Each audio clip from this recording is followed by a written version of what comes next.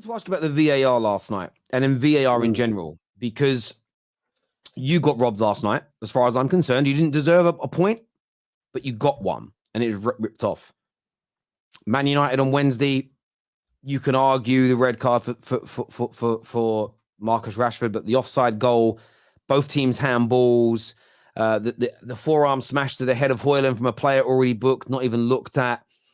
Obviously, there was Monday night. Chelsea were being robbed, in my opinion. The first two red cards that weren't given, but that hasn't been spoken about as much because they were sent off later in the game, which is crazy from both them and Postecoglou for not addressing, especially your doggy. Get him off. Make sure you keep the men on the pitch, because that tackle from him was so close to a red. You know, any other thing from him, he's going off. There's obviously been the Wolves penalties recently. There was the Newcastle Arsenal situation. And I know we normally say it's the Premier League refs, but we're seeing it now from Europe as well. What's your take on the state of VAR? And the second part of the question is, why do you think Arsenal have been vilified this week by the media for speaking out about it? I mean, first of all, Carragher is an absolute idiot. I do not claim Carragher. I don't claim him. I think he's you know, as a pundit, specifically when he's talking about my club, he pisses me the fuck off. So I'm not really Carragher's biggest fan when it comes to in a studio with a suit. And I think he's absolutely waffling, him and Neville, when they're talking about Postecoglou. Class. So Gary Neville talking about, you know, it's classy that he's done that. So was Ferguson classy when he called out referees 30 years ago? Was Wenger classy when he called out bullshit? Was Benitez not classy when he came out and he said, I'm talking about Vax, the infamous... Bro, this has been happening in this league for a long ass time. Don't come up here and try to change the Premier League fucking culture. This is what I've been taught since I grew up. We don't give a fuck what you've been taught. Managers in the Premier League call out referees on their bullshit, and the reason why they call them out is because there's clearly worst referees in the world. Now, when it comes to Arsenal and the whole VAR situation, first of all, unpopular opinion, I think Endo shouldn't have been sent off. Shouldn't have been sent off. Stepped on foot. I think Rashford should have been sent off. And I think with the goal, it should have stood. But as you said in your question, the reason why I'm not complaining about it, or I'm not saying we're robbed or etc., is because we weren't good enough on the day. And this is something you said even in your question. I just don't think we were good enough to warrant even a point. That's the ultimate reality. And for me, I look at this VAR situation, and in Europe, they deserve praise because in Europe, they do it well. VAR is done really well in Europe, 99% of the time. In the Premier League, VAR has actually become a weapon to just undermine everything that's happening in front of our very own eyes and call us all stupid and idiots and act like we all don't know what we're watching. Yesterday in the Europa League game, the third goal for Toulouse, they were checking if it was offside. Automated system. I saw it on the screen, graphics. He's onside, you guys. Boom, goal given, problem solved. But in the Premier League, they're out here drawing lines using Microsoft Paint. Not good enough. And with Premier League decisions, there is such a massive inconsistency that it actually genuinely pisses me off every single week. If I punch Terry in the face and I get a red card, and then Igal punches Staffy in the face and he gets a yellow, there's a clear lack of consistency. And this is what pisses people off. Romero, kicking out at an opponent. They checked that and their conclusion was not a red. Now I want the audio. I want to know what the hell they're saying. They saw Udogi go in two-footed at someone's foot and he didn't get sent off. I want to see the conclusion for that. I want to see the same person that gave the City goal against Fulham, where Fulham were still in the game, where Akanji was right in front of the goalkeeper. Tell me now, you, the same guy, bring him in a room and ask him, explain to me why was the Caicedo goal ruled off them? This is the dumb shit that I keep talking about. Romero should have been off anyway. Same thing with the Udogi. So, like, the reason why Ainge is not complaining is because actually, even after they lost 4-1, Tottenham Hotspur got decisions their way even after the loss. But with VAR, I'm not going to blame the system. I'm not going to blame the cameras. I'm not going to blame any of that. I'm going to blame the people operating it. Because the problem is not VAR. The problem is the people operating it. That is the biggest, absolute biggest problem. Because I'm not going to blame the system. What is VAR? What does VAR stand for? Video Assistant Referee. Meaning, if you think something's wrong, here, look at the replay, tell me it's right now. The problem is, they're looking at the replay from multiple different angles and still making the wrong decisions. That is the thing that I just do not understand. Like, I'm just sat there here as a football fan, just looking at the Romero thing. For example, the Romero against Chelsea thing. So he was on the ground. He literally kicked out fully, just kicked out of the Chelsea player. Why wasn't he sent off? And then Udogie, 2-footed, just lunges in onto the guy's foot, not sent off. So now I want an explanation. And also, if we now hold the same exact level for different games, we're all fucked. So any player that can go down on the ground can kick out at an opponent without getting sent off, because Romero didn't get sent off. Bruno Guimaraes elbowing, I think he was Havertz in the back, not a red card. Okay, no problem. Next game against Brentford, I want us to keep elbowing people in their backs. It's not a red card, right? Same thing with Udogie doing a 2-footed tackle. So next time, Brentford, who's their danger man? Mbuemo. I want Konate to lunge in 2-footed into Mbuemo, and he shouldn't get sent off. If that is the level of consistency we're keeping. So there needs to be a meeting. There needs to be a team meeting between these bastard referees. And by the way, speaking of referees, and you know what proves that this is the referee's fault, not the system's fault? Anthony Taylor got relegated to the championship. He got relegated to the championship. A week later, he got the biggest game in the Premier League this weekend. How do you go from relegated, you're not good enough referee, to best game in the weekend? Hang on a minute. There's an added element to that. He also gave a shocking penalty that wasn't a penalty in the championship last weekend, and then was rewarded. And this is why when I see the statements today, it's funny really, because I didn't actually have an issue with what Liverpool did asking for a replay. I bantered it because Liverpool fans tried to play down that the club wasn't asking for a replay, whether formally or informally. And it's like, no, just own what's been said here. But you were right to call it out to raise attention. And I stood by Liverpool. I've stood by Arsenal. Seeing Jamie Carragher and Gary Neville and Michael Owen condemn them and say that it's dangerous what they're doing is an abomination to football. What they are doing is they are drumming up and growing Arsenal hatred. They know a lot of people hate Arsenal.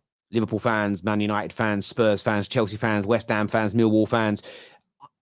Like so many fan bases hate Arsenal Football Club. Because same as loads of them hate Liverpool, loads hate Man United. And they are just stirring that pot.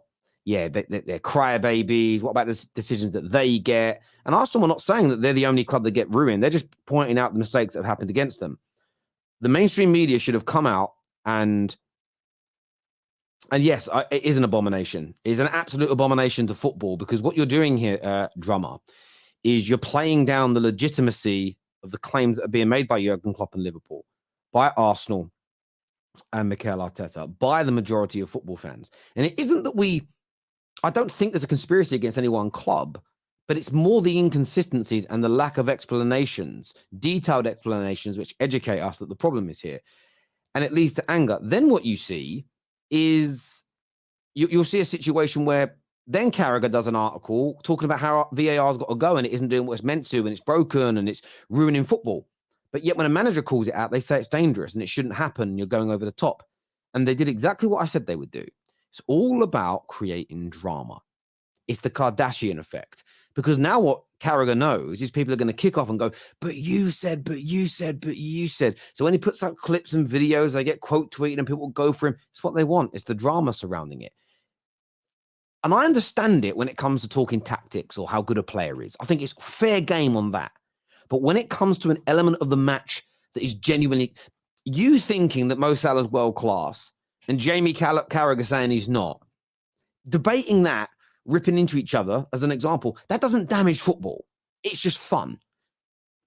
The mainstream media backing incompetent, inconsistent, nonsensical refereeing hurts football. Not holding into account hurts football. So I think it's a subject matter where the kind of fandom, the rivalry, the tribalism has to be pushed aside, because since Howard Webb's been involved, it's become a reality show. It's become dramatic. It's become a soap opera. And it's getting worse. And now you see people talk about it. You're being told to shut up. Every video I've done this week, and there's been multiple this week, that have touched on bad VAR decisions, bad refereeing decisions. Oh, you're twerking for Arsenal again. No, that's what I get. You get them twerking for Arsenal. But then what you get is Terry, I'm bored of this now. Can we just talk about the football? when the decisions are better. But this is what they want. They want you to become bored of it, so you stop moaning about it, so they can carry on with whatever agendas it is that they have. And for me, they knew what they were doing. Gary Neville and Jamie Carragher and Sky Sports. They know there is a hatred for Arsenal. By the way, the same as they know there's a hatred for Man United, the same as they know there's a hatred for Liverpool and other clubs. But they go, right, we're going to stem it. By the way, Wolves get robbed. No one even goes, oh, that's sad for them. They just leave it. The independent panel come out and say, yeah, they got them both wrong. No one cares. But of course, the independent panel was going to say that the Arsenal goal that was conceded, Newcastle's goal, was right. Because if now everyone goes, see, Arsenal just moaning for no reason. What do you mean there's no evidence? There was a push in the back. Wolves so for got me, the same wrong penalty against them twice, two weeks in a row. Oh, mate, the Wolves thing is a disgrace. But now what Arsenal need to do and the tomorrow... Onana thing at the start of the season, Wolves could file a complaint, by the way. They need to get some points on the table as well. 9 points. I hear you, but this is what I'd say what Arsenal got to do tomorrow. Every time the ball comes into the box, push the defender in the back of the head and the neck. You now know there is a precedent, but they've got to do it ahead of time. Arteta's got to come out and say, tomorrow I've instructed all my players to push in the back of the necks when they jump up for headers. Because we've now been told that's okay. Equally, you can't do it now because they've said that Bruno should have been sent off. So that one's out the wall. Up until that point, I'd have said, well, I've also told all my players when they run past an opponent to forearm smash them because it's not a sending off offense. You've almost got to play them at their own game. Does that make sense? If somebody gets away with Adogi, what Chelsea should say is in the game against City at the weekend, I've told my players to do is go into every tackle 2-footed because we know you can't be sent off. Until you're booked, then don't do it. If they have to almost stop calling the bluff of these idiots. It's hard to do because you know what's going to happen. If Arsenal start pushing Burnley players tomorrow in the back of the head, they're going to keep blowing up for fouls. But you almost they're going to get all sent off. You almost need to sacrifice the game to expose the nonsense behind these rules, because all people ever do is they go to tribalism. People start celebrating that Arsenal didn't get that goal now, and VA and sort of the governing bodies haven't backed them in their claims that it should have been ruled out. So you were wrong. But we all know in our heart of hearts, if our club conceded that goal this weekend, we're fuming because football people know there was multiple problems with that goal. Handballs, pushes in the back, the ball might have been out, potential offside, not even checked, didn't see the lines on it. When that happens, you have to question it because there's too much of this now going on, and the tech was meant to stop these. I could understand that goal being given in real time back in the day. But if Newcastle concede that goal this weekend, they are asking for it to be ruled out 110%, and they would be bang on right, and I would stand by them with it. And I just feel that because Man United, because Arsenal, because Liverpool have so much hatred towards them, because most of the country don't like us.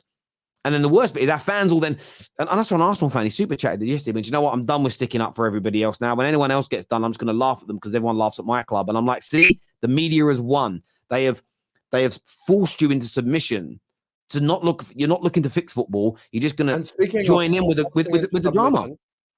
I done this on the top 6 show. I'm gonna say this again. We're lucky that we're on a football show, because if any other context I show this image, you guys would think it's something else. There's no way this goal should be ruled. There is no way. Look at this. There is absolutely no way this goal should be given. Absolutely no way. The ball going out to play, plus the push, plus it touched Joe Linton's arm, plus the whole offside thing. This is the problem here. This is the problem when it comes to this refereeing decisions. It's just such a lack of balance. And I promise you, next week, by the way, there's no need for us to wait. This weekend, we're going to watch a game in which a guy scores the same type of goal and it gets ruled off. Even though he's holding someone off. But by the way, you know, if this happens now, any tall 6'5" striker has the advantage. He just has to do this, jump. Do you know what though? But we already see something similar a few weeks back. Luton had a goal ruled out for a little nudge in the back on a player. So a little push on the back of the neck, a little nudge in the back. I don't see what the difference is. Do you know what's crazy about it? Gary Neville's defense of that was amazing. He's ducked down. That's why I get the point that Joe Linton didn't push him over. He'd already started to dip, but he dipped because he wanted to come under the ball and head it up in the air to clear it, because a normal header could have resulted in an own goal. But the reason he couldn't make the header is because man had his hands on the back of his head. And that's the irony in this.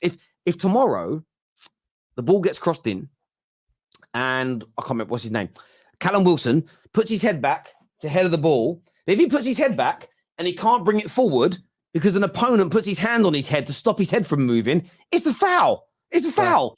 Yes, okay.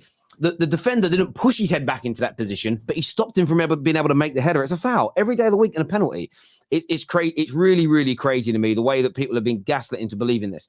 This here says 2 of the 5 panelists said Guimaraes wasn't a red. All 5 agreed Havertz was a red. They were literally trolling Arsenal to provoke him. Arteta to provoke him. Yeah, of course. You know the reason why they didn't send off Havertz? Kovacic is the reason why they didn't send off Havertz. Probably, yeah. And that's the same exact tackle. And by the way, same exact tackle. And Spurs might suffer this weekend because of what's happened to Wolves.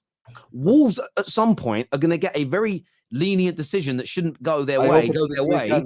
Yeah, well, yeah, but this is what will happen, and then Spurs fans will feel aggrieved. You can't rectify these problems by giving more bad decisions. You've got to stop making bad decisions. Where Arteta went wrong was saying after the Liverpool game, it's a hard job. Refs make mistakes. We have to accept it. I got called out on this, and there's actually a super chat that speaks about it up here, actually from Carlos, that says people are talking about Arteta versus Liverpool versus Spurs VAR out of context. When he said refs make mistakes, he was answering a question about if he thinks refs purposely attack teams. He supported Klopp originally. Yeah, if you read the full thing, it was an answer to a question. He said, do you think they purposely make mistakes? And he said, no, I think they make mistakes. So I got caught out by that because I just read a quote tweet, and that was my mistake. And so did I. No, we did. He did. So he didn't do that. Again, this is my message I normally put out, is read things. I didn't read the full article. When I did, I was like, oh, shit. He actually did back Liverpool, and I called him out for not doing it. So we all live and learn. But, yeah, no, I hear you.